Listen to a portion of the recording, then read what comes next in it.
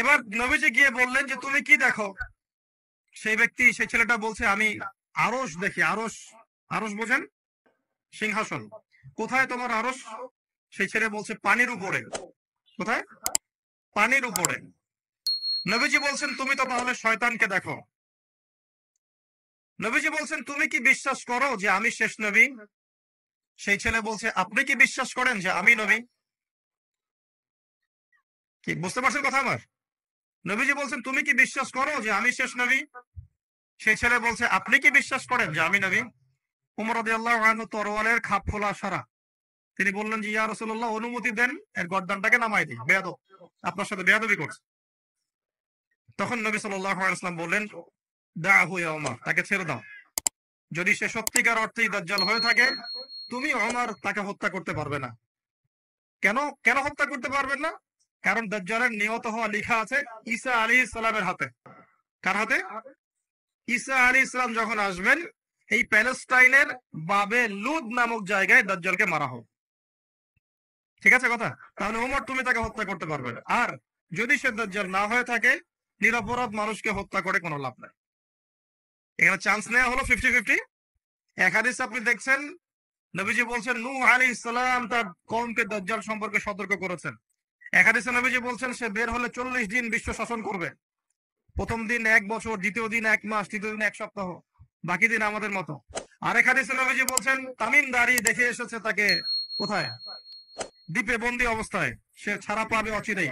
আবার এখানে নবী সাল্লাল্লাহু আলাইহি ওয়াসাল্লাম মদিনাতেই একটা যুবক ছেলেকে দাজ্জাল মনে করে ইনভেস্টিগেট করলেন।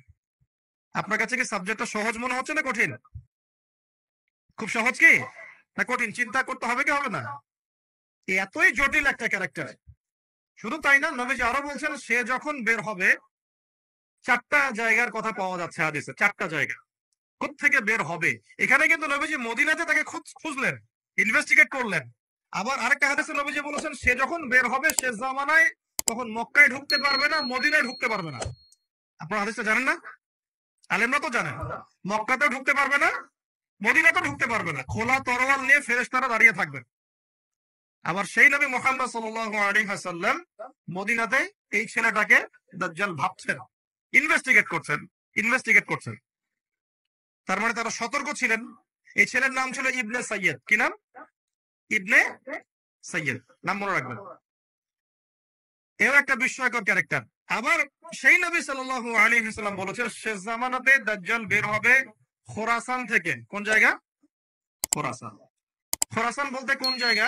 এটা মূলত এর হার্ট হচ্ছে আফগানিস্তান, এর পাশে যে বেলুচিস্তান, এই যে উজবেকিস্তান, ইরানের কিছু অংশ, এই পুরো জায়গাটা, শুধু একটা দেশ না, পুরো জায়গাটা এর হার্ট হচ্ছে আফগানিস্তান। খোরাসান থেকে বের হবে। আরেক হাদিসে নবীজি বলছেন সে ইস্পাহান থেকে বের হবে। কোন জায়গা?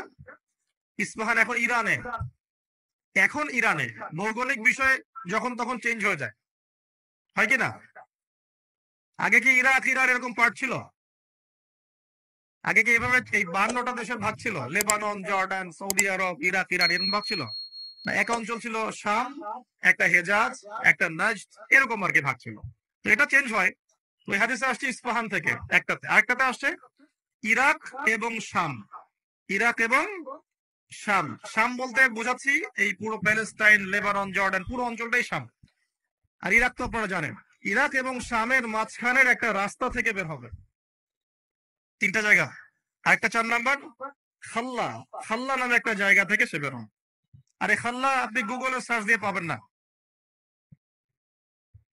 গুগলের সাথে দাজ্জালের অনুসারীদের একটা সম্পর্ক আছে, আপনার ফেসবুকের সাথেও আছে, প্রযুক্তিগুলোর সাথেও আছে, নিউক্লিয়ার ওয়েপন্স এর সাথেও আছে, বর্তমান ব্যাংকিং সিস্টেমের সাথেও আছে, এবং বর্তমান গ্লোবাল পলিটিক্যাল অ্যাফেয়ার্স এর সাথেও দাজ্জালের অনুসারীদের সরাসরি সম্পৃক্ততা আছে। আমি বলি নাই দাজ্জালের সম্পৃক্ততা আছে, দাজ্জালের অনুসারীদের সরাসরি সম্পৃক্ততা আছে। এটা বোঝার জন্য আপনাকে সূরা কাহাফ পড়তে হবে। কেন সূরা কাহাফ? কারণ সূরা কাহাফ পড়লে আল্লাহ আপনার ভিতরের চোখ খুলে দিবেন ইনশাআল্লাহ। এখন আপনার ভিতরের চোখ বন্ধ। কেন বন্ধ? বিকজ আপনি প্রত্যেক জুমায় সূরা কাহাফ পড়ছেন না। যখন প্রত্যেক জুমায় সূরা কাহাফ অর্থ সহ পড়বেন বা অ্যাটলিস্ট তেলাওয়াত করবেন, দেখবেন ইনশাআল্লাহ আল্লাহ আপনার ভেতরের চোখ খুলে দিন। তো দাজ্জাল সাবজেক্টটা কি জটিল মনে হচ্ছে না সহজ মনে হচ্ছে?